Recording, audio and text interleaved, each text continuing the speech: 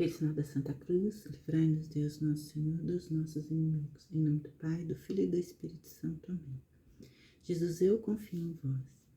Vamos lá para a leitura do diário, né? A partir do parágrafo 97. Que Deus nos abençoe. Diário da Santa Faustina, parágrafo 99. Ninguém consegue iluminar uma alma assim, se Deus a quiser manter nas trevas. Ela se sente rejeitada por Deus de maneira viva e terrificante. Do seu coração elevam-se gemidos de dor e tão pungentes que nenhum sacerdote poderá compreendê-los, a não ser que ele mesmo tenha passado por isso. Nesse estado, a alma ainda tem que suportar sofrimentos provenientes do espírito do mal. Satanás escarnece dela. Estás vendo? Vai continuar fiel? Eis o teu pagamento. Estás em nosso poder. Porém, Satanás tem sobre essa alma tanta influência quando Deus permitir. Deus sabe quanto podemos suportar. O maligno prossegue. E o que adiantou teres te mortificado? E o que adiantou seres fiel à regra? Para que todos esses esforços, Deus te rejeitou. Essa palavra rejeitou transforma-se em fogo que transpassa cada nervo até a medula dos ossos, transpassa todo o ser. Aproxima-se o maior momento de provação. A alma já não procura ajuda em parte alguma, mergulha em si mesma e não vê nada diante de seus olhos e parece quase se conformar com esse sofrimento de ser rejeitada. É o momento que não consigo expressar. É a agonia da alma. Quando esse momento começou a aproximar-se de mim, pela primeira vez, dele fui arrancada somente pela virtude da santa obediência. A mestra assustou-se quando me viu e enviou-me ao confessor. Mas o confessor não me compreendeu e não senti nem sombra de alívio. Ó Jesus, dai-nos sacerdotes experientes. Quando disse que estava sofrendo suplícios infernais na minha alma, respondeu-me que se sentia tranquilo quanto à minha alma, porque estava vendo nela uma grande graça de Deus. Mas eu não compreendi coisa alguma, e nenhum raio de luz entrou na minha alma. Parágrafo 100. Agora já começo a sentir a falta das forças físicas, e já não posso dar conta dos meus deveres. Já não posso também esconder os meus sofrimentos. E, embora não diga nenhuma palavra sobre o que eu estou sofrendo, atraiçoa-me a dor que se reflete no meu rosto. A superiora me contou que as irmãs vão até ela e dizem que, quando na capela me olham, sentem compaixão de mim. Tão terrível é o meu aspecto. Todavia, apesar dos esforços, a alma não tem condições de esconder esse sofrimento. Parágrafo 101. Jesus, só vós sabeis como a alma geme nesses suplícios, envolvida pelas trevas, e, no entanto, deseja a Deus e anseia por ele, como os lábios ressequidos anseiam pela água. Ela morre e resseca, morre de uma morte sem morte, isto é, não pode morrer. Os seus esforços nada significam, encontra-se sob uma mão poderosa. Agora, a alma encontra-se já em poder do justo. Cessam todas as tentações exteriores, cala-se tudo que a circunda, da mesma forma que para o agonizante desvanece tudo o que o cerca. A sua alma inteira está exposta ao poder do Deus justo e 3 vezes santos. Rejeitada pelos séculos, esse é o momento culminante, e somente Deus pode provar a alma dessa maneira, porque somente Ele sabe o que ela pode suportar. Quando a alma fica totalmente impregnada desse fogo infernal, precipita-se como que no desespero. A minha alma passou por esse momento quando me encontrava sozinha na cela. Quando a minha alma começou a mergulhar no desespero, senti que começava a agonizar. Apesar disso, agarrei-me ao meu pequeno crucifixo e o apertei nas mãos convulsivamente. Era como se o meu corpo se separasse da alma, e embora quisesse ir falar com as superioras, já não tinha forças físicas. Pronunciei as últimas palavras: confio na vossa misericórdia. E pareceu-me que havia levado Deus a uma cólera ainda maior. Mergulhei no desespero. Só de vez em quando escapava da minha alma um gemido doloroso, um gemido inconsolável. Estava agonizando e parecia-me que já permaneceria nesse estado, porque com minhas próprias forças não sairia dele. Cada lembrança de Deus era um mar de sofrimentos indescritíveis. E, no entanto, há alguma coisa na alma que busca a Deus com insistência, mas parece que é apenas para ela sofrer mais. A recordação do antigo amor com quem Deus a cercava era para ela um novo gênero de tormento. O olhar de Deus a atravessa e tudo é queimado na alma por esse olhar. Parágrafo 102. Foi um longo momento, até quando uma das irmãs entrou na cela e me encontrou quase morta.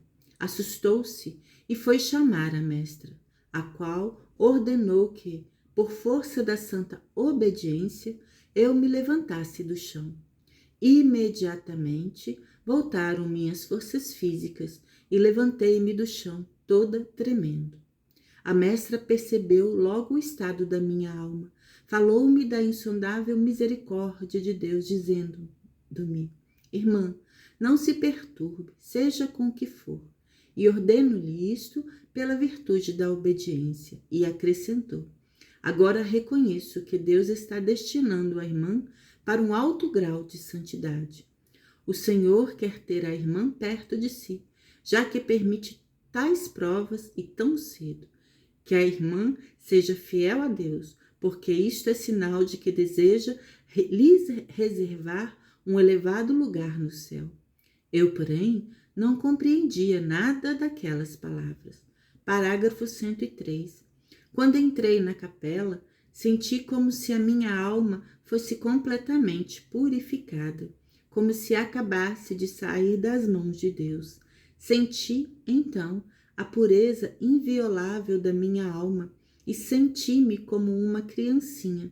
Então, de repente, vi interiormente o Senhor, que me disse: não tenhas medo, minha filha, eu estou contigo.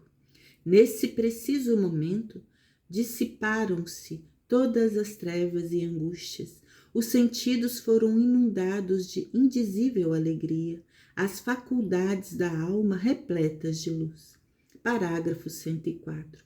Ainda quero mencionar que, embora a minha alma já estivesse sob os raios do seu amor, no meu corpo ficaram ainda por 2 dias os vestígios do tormento passado. O rosto mortalmente pálido e os olhos ensanguentados. Só Jesus sabe o quanto tinha sofrido. Comparado com a realidade, aquilo que escrevi parece sem expressão. Não sei expressá-lo. Parece que voltei do outro mundo. Experimento agora uma aversão a tudo que é criado. Aconchego-me ao coração de Deus como uma criança ao peito da mãe. Vejo tudo com outros olhos. Estou consciente do que o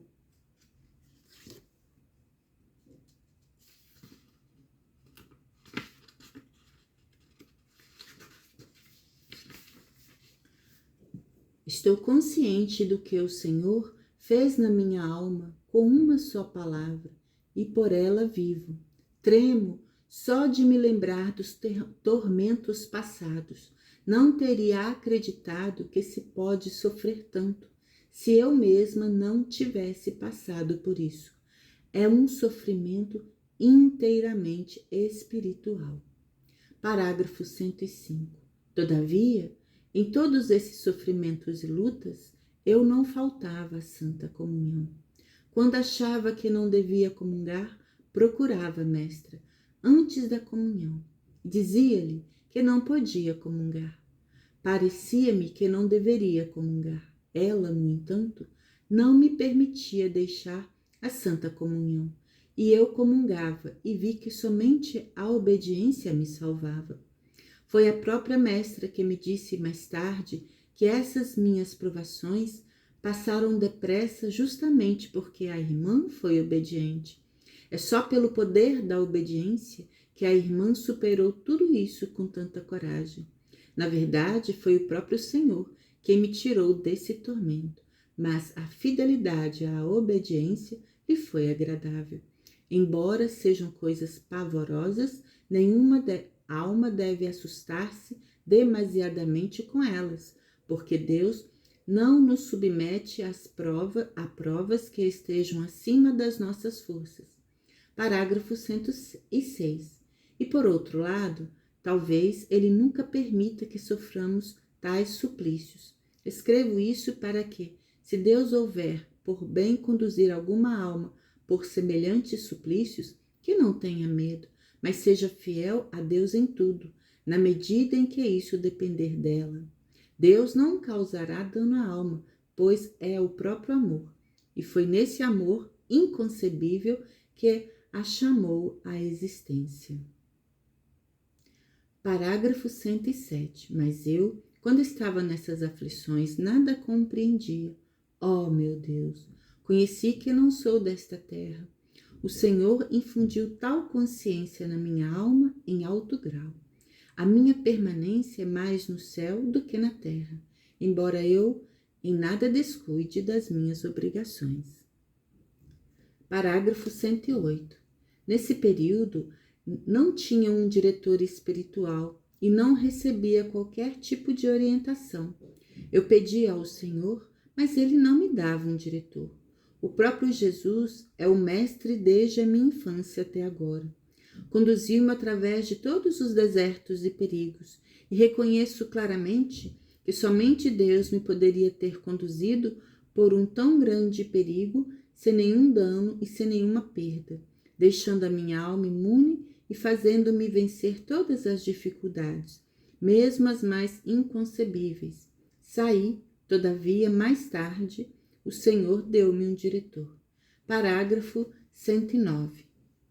Após esses sofrimentos, a alma está em grande pureza de espírito e muito próxima de Deus. Devo, porém, observar que, nesses tormentos espirituais, embora se encontre perto de Deus, ela está cega.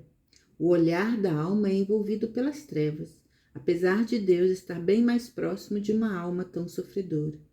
Todo o segredo consiste em que ela de nada sabe. Ela afirma não somente ter sido abandonada por Deus, mas ter se tornado objeto do seu ódio. Que grande doença dos olhos da alma que, quando atingida pela luz divina, afirma que essa luz não existe. E, no entanto, ela é tão forte que a cega. Todavia, conheci mais tarde que Deus está mais perto da alma nesses momentos do que em outras ocasiões, porque com a simples ajuda da graça, ela não suportaria tais provações. Atuam aqui a onipotência de Deus e uma graça extraordinária, porque de outra forma a alma sucumbiria ao primeiro golpe.